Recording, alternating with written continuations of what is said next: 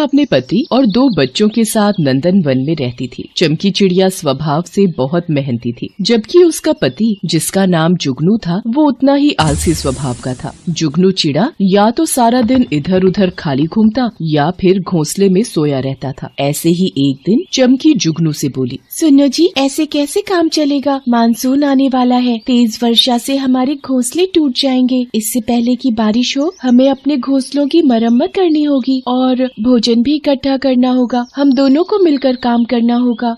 तुम भी तो सुबह सुबह राशन पानी लेकर चढ़ गई हो। कर लेंगे काम, अभी मानसून आने में समय है। मैं अभी थोड़ी देर में टहल कर आता हूँ। जुगनू ऐसे ही बहाने बनाकर रोजाना काम से बचता रहता था और चमकी चिड़िया बेचारी अकेले ही घोंसले की मरम्मत का काम कर रही थी। वो सुबह से लेकर शाम तक घोंसले की मरम्मत के लिए तिनके बटोर कर लाती थी और उसके पश्चात वो अपने भूखे बच्चों के लिए भोजन का भी इंतजाम करती थी। आज तो मैं इनके लिए भोजन का इंतजाम कर लेती हूँ। अगर मुझे किसी दिन कुछ हो गया तो मेरे बाद मेरा परिवार बिखर जाएगा।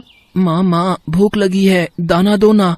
माँ किस सोच में पड़ गई? बहुत भूख लगी है, दाना दो ना माँ। हाँ मेरे बच्चों, ये लो, पेट भर कर दाना खाओ। चमकी जिस बात को लेकर भयभीत थी, शायद उसे पहले ही एहसास हो गया था कि उसके साथ कुछ बुरा होने वाला है। अगले दिन चमकी जब बच्चों के लिए दाना चुगने गई तो बहुत तेज बारिश, आंधी और तूफान आने लगा। बारिश के साथ ही ओले भी पड़ने लगे। चमकी अपने आप को बचाने के लिए इधर उधर उड़ने लगी, पर वो ओलों की मार से अपने आप को बचा नहीं पाई। एक बड़ा ओला चमकी के ऊपर गिरा, जिससे वो लहूलुहान हो गई और कुछ ही पलों में वो मृत्यु को प्राप्त हो गई। उधर चमकी के बच्चे उसका इंतजार कर रहे थे। पिताजी, माँ अभी तक नहीं आई।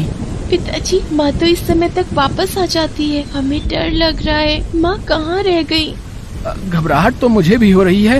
एक काम करता हूँ, मैं देख कर आता हूँ। चमकी आसपास ही होगी, तुम चिंता मत करो। जुगनू चमकी को ढूंढने चला जाता है, पर वो जैसे ही थोड़ी दूर पहुँचता है, वो देखता है चमकी लहूलुहान जमीन पर मरी हुई पड़ी है। चमकी, ये सब क्या हो गया? तुम हमें छोड़कर क्यों चली गई? बच्चे तुम्हारे आने की राह देख रहे हैं, मैं उन्हें क्या जवाब दूंगा? पिता को माँ के बिना वापस लौटता देख बच्चे रोने लगते हैं। पिताजी, माँ कहाँ चली गई? पिताजी, माँ के बिना कुछ अच्छा नहीं लग रहा। माँ कब आएंगी पिताजी?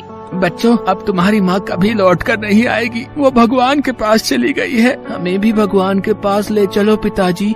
हाँ पिताजी, हमें भी माँ के पास जाना है। बच्चों की मासूम बातें सुनकर जुगनू दुखी हो जाता है। अब जुगनू ही रोजाना बच्चों के लिए दाना चुगकर लाने लगा। बच्चों को माँ की चोंच से दाना लेने की आदत थी। धीरे धीरे कुछ दिन बीते। एक दिन जुगनू एक नई चिड़िया को घोंसले में ले आया और बच्चों से बोला, बच्चों, इन्हें नमस्ते करो, ये तुम्हारी नई माँ है।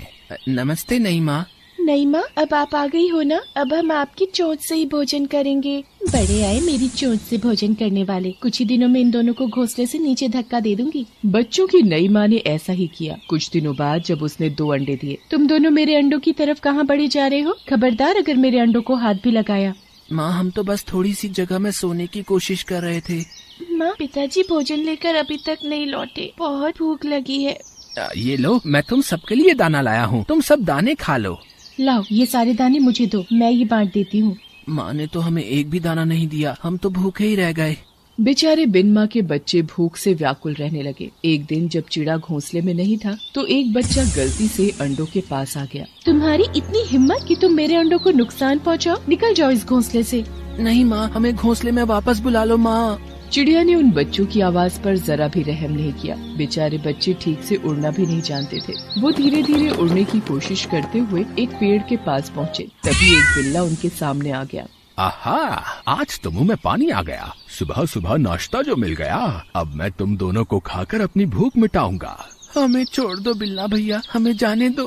अरे, अगर मैं तुम्हें जाने दूंगा तो मेरी भूख कैसे मिटेगी? अब तुम दोनों मेरे से बचकर नहीं जा सकते। तो इन्हें हाथ लगा कर दिखा। तेरा कचूमर ना बना दिया तो मेरा नाम भी मोंटी बंदर नहीं। घबराओ नहीं बच्चों, मेरे होते हुए ये बिल्ला तुम्हारा कुछ नहीं बिगाड़ सकता। मैं अभी चटपट चिड़िया को बुलाता हूँ। चटपट चिड़िया? नहीं नहीं, मैं भाग रहा हूँ यहाँ से, वो तो मेरा बुरा हाल कर देगी। क्या हुआ मोंटी बंदर, तुमने मुझे बुलाया? और ये बच्चे कौन है? बच्चे सारी आप बीती चटपट चिड़िया को सुनाते हैं, जिसे सुनकर चटपट चिड़िया की आंखों में आंसू आ जाते हैं। मेरी बहन चमकी अब इस दुनिया में नहीं है। बच्चों चिंता मत करो, अब तुम अपनी चटपट मौसी के पास आ गए हो। शायद तुम नहीं जानते, चमकी मेरी बहन थी। चमकी भले ही मेरी सौतेली बहन थी, पर हम दोनों बहनों में बहुत प्रेम था। विवाह के पश्चात हम दोनों बहनें अपने अपने घर में व्यस्त हो गयी। बहुत समय से चमकी और मेरे बीच में कोई बातचीत नहीं हो पाई थी। आज उसके बारे में सुनकर और ये जानकर कि तुम्हारी सौतेली माँ ने तुम्हें घर से निकाल दिया है, मैं बहुत दुखी हूँ। तुम चिंता मत करो मेरे बच्चों। चटपट मौसी, मौसी क्या होता है? बच्चों मौसी मतलब मासी, मैं तुम्हारी माँ जैसी हूँ। बच्चे अपनी मौसी को पाकर बहुत खुश थे और वो अब चटपट चिड़िया के साथ ही रहते थे। चटपट अपनी बहन चमकी चिड़िया के बच्चों का भी बहुत ध्यान रखती थी। बच्चे चटपट चिड़िया के साथ खुशी खुशी रहने लगे। एक दिन बहुत मूसलाधार बारिश हो रही थी। चटपट चिड़िया ने बच्चों के लिए दाना और पानी का इंतजाम कर रखा था, इसलिए वो चिंतित नहीं थी। तभी बच्चों की नजर बारिश में भीगते हुए अपने पिता और सौतेली माँ पर पड़ी। चटपट मौसी, सामने के पेड़ पर पिताजी और नई माँ ठंड से ठिठुर रहे हैं। मौसी लगता है भूखे हैं, क्या हम उन्हें थोड़ा सा दाना दे दें? मैं जानती हूँ मेरे बच्चे, तुम लोग बहुत दयालु हो। आखिर चमकी के बच्चे हो और चमकी का स्वभाव भी बहुत दयालु था। जाओ ये थोड़ा सा दाना अपने पिताजी और माँ को दे आओ, ताकि उनके बच्चों का भी पेट भर जाए। दोनों बच्चे जब दाना लेकर अपने पिताजी और माँ को देते हैं तो चिड़िया और चिड़े की आंखों में पश्चाताप के आंसू आ जाते हैं। मुझे माफ कर दो बच्चों, मैंने तुम्हें घर से निकाल दिया। बिन माँ के बच्चों को मैं प्यार नहीं दे सकी, पर आज मुसीबत के वक्त तुमने हमारी सहायता की। मैं अपने किए पर बहुत शर्मिंदा हूँ बच्चों। तुमसे ज्यादा तो मैंने गलत किया। मैंने चमकी का विश्वास तोड़ा। उसके जाने के बाद मैंने भी तो इन बच्चों का ध्यान नहीं रखा। माँ पिताजी, आप हमसे माफी मत मांगो, हम आपसे बिल्कुल भी नाराज नहीं है। माँ पिताजी, वो देखो चटपट मौसी, ये माँ की बहन है, इसलिए ये हमारी मौसी है। ये हमें बहुत प्यार करती है और हमारा बहुत ध्यान रखती है। चटपट चिड़िया, आपने एक माँ का फर्ज निभाया, वरना मैंने तो माँ शब्द का ही अनादर कर दिया था। चिड़िया बहन, सुबह का भूला यदि शाम को घर आए तो उसे भूला नहीं कहते। आप दोनों को अपनी गलती का एहसास हो गया, यही काफी है। अपनी गलती की क्षमा मांगने वाला व्यक्तित्व दुनिया में सबसे महान है। उस दिन के बाद सभी पक्षी एक दूसरे के साथ प्रेम पूर्वक मिलजुल कर रहने लगे।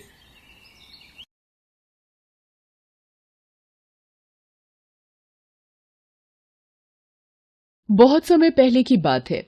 समुद्र के किनारे एक छोटी सी गौरैया गड्ढे में घोंसला बनाकर रहती थी। एक दिन उस गौरैया ने 2 अंडे दिए। सुबह हो गई है, मैं दाना चुग कर आती हूँ, तब तक मेरे अंडे यही हैं। यहाँ भला किसको पता मैंने 2 अंडे दिए हैं। मैं जल्दी से दाना चुग कर आ जाऊंगी। गौरैया दाना चुगने चली जाती है। गौरैया को दाना चुग कर आने में शाम हो जाती है, लेकिन जब वो वापस आती है, अरे मेरे अंडे कहाँ गए? यहाँ तो आसपास कोई भी दिखाई नहीं दे रहा। ये समुद्र मुझे देखकर हंस क्यों रहा है? समुद्र, क्या तुमने मेरे अंडे लिए हैं? फिर तुम हंस क्यों रहे हो? मुझे सच सच बता दो मेरे अंडे कहाँ हैं? तुमने ही मेरे अंडे चुराए हैं। मेरे अंडे वापस करो। नहीं, मैंने तुम्हारे अंडे नहीं लिए। मैं क्यों भला तुम्हारे अंडे लूंगा?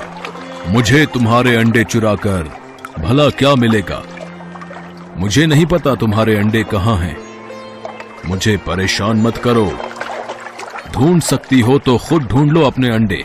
समुद्र की बातें सुनकर गौरैया को गुस्सा आने लगा। वो समुद्र से बोली, अगर तुमने मेरे अंडे वापस नहीं किए तो मैं तुम्हें पूरा सुखा दूंगी। एक माँ की ताकत को शायद तुम नहीं जानते। माँ अपने बच्चों पर कोई आंच नहीं आने देती। तू सुखाएगी मुझे? तू पिद्दी सी गौरैया, चल ये कोशिश भी करके देख ले। गौरैया गुस्से में एकटक बहुत देर तक समुद्र को देखती रहती है। समुद्र की आती जाती लहरों के बीच भी वो टस से मस नहीं होती। अब देख समुद्र, मैं तेरा सारा पानी सुखा कर ही दम लूंगी। गौरैया गुस्से में अपनी छोटी सी चोंच में समुद्र का पानी भरती और किनारे पर उड़ेल देती। अरे गौरैया बहन, आज तुम दाना चुगने नहीं आई और तुम ये क्या कर रही हो? मैं समुद्र का पानी सुखाकर अपने अंडे समुद्र से वापस लूंगी। तुम जाओ, मुझे अपना काम करने दो। पर गौरैया बहन, ये कार्य असंभव है। इस तरह तुम समुद्र का पानी नहीं सुखा पाओगी। गौरैया ऐसे दृढ़ निश्चय के साथ अपने कार्य में लगी रही। जब वो थक जाती तब वो थोड़ी देर रुक जाती और फिर अपने काम में लग जाती। इस कार्य में गौरैया को 3-4 दिन हो चुके थे। इसी कारण भूखी प्यासी गौरैया की तबीयत खराब होने लगी। ये देखकर सभी पक्षी चिंतित हो गए। अरे भाई, ये गौरैया अगर इसी तरह भूखी प्यासी इस कार्य में लगी रही तो अनर्थ हो जाएगा। चिंता की बात तो है, हमें गरुड़ देव के पास चलकर सहायता मांगनी चाहिए। क्या बात है, सब ठीक तो है? आज सभी पक्षी एक साथ मेरे पास आए हैं। गरुड़ देव, एक छोटी गौरैया अपनी जिद पर अड़ी है और इतने विशाल समुद्र का पानी सुखाने का प्रयास कर रही है। इसी वजह से गौरैया का स्वास्थ्य भी गिर रहा है। गरुड़ देव, गौरैया की मदद कीजिए। गरुड़ देव पक्षियों की प्रार्थना सुनकर समुद्र तट पर गौरैया के पास जाते हैं। गौरैया, मेरी चोंच थोड़ी बड़ी है, क्या इस कार्य में मैं तुम्हारी कुछ सहायता करूं? नहीं गरुड़ देव, आप मेरी वजह से परेशान मत होइए। ये मेरी लड़ाई है, मैं इसे खुद लड़ूंगी। मुझे किसी की मदद नहीं चाहिए, मैं ये कार्य खुद कर लूंगी। बच्चों की वजह से ये चिड़िया गुस्से में किसी की नहीं सुनेगी।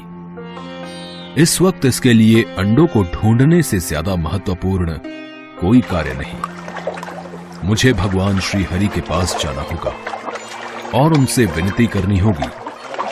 अब वही कुछ कर सकते हैं। पक्षियों के राजा गरुड़ देव भगवान विष्णु के पास गए और प्रार्थना की। हे नारायण, आपकी जय हो। आओ पक्षीराज गरुड़ देव, किस कारण से आना हुआ? हे प्रभु, आप सृष्टि के रचयिता हैं, अब आप ही कुछ चमत्कार कर सकते हैं। ये नन्ही गौरैया जिद में आकर समुद्र का पानी सुखाने की ठान बैठी है, जो कि संभव नहीं है। गरुड़ देव, ये गौरैया कितने विश्वास के साथ निरंतर अपना कार्य कर रही है। मैं इसकी दृढ़ता देखकर अति प्रसन्न हूं। हे समुद्र देव, आप पीछे हट जाइए और गौरैया को अपने अंडे लेने दीजिए। आज एक मां अपने बच्चों की रक्षा के लिए कोई भी जोखिम उठाने के लिए तैयार है, इसलिए मैं गौरैया के साथ हूं। आपको पीछे हटना होगा और गौरैया के अंडे उसे लौटाने। जो आज्ञा प्रभु। भगवान विष्णु की आज्ञा अनुसार समुद्र पीछे हट गया और गौरैया ने अपने अंडे निकाल लिए। गौरैया, मुझे माफ कर दो, आज तुम्हारा विश्वास जीत गया। मैंने कर दिखाया, मेरे अंडे मुझे वापस मिल गए। जिस तरह गौरैया का दृढ़ निश्चय सफल हुआ, इससे एक बात साबित होती है, यदि कोई भी व्यक्ति दृढ़ निश्चय कर ले तो असंभव कार्य को पूरा करने में ईश्वर भी उसकी मदद अवश्य कर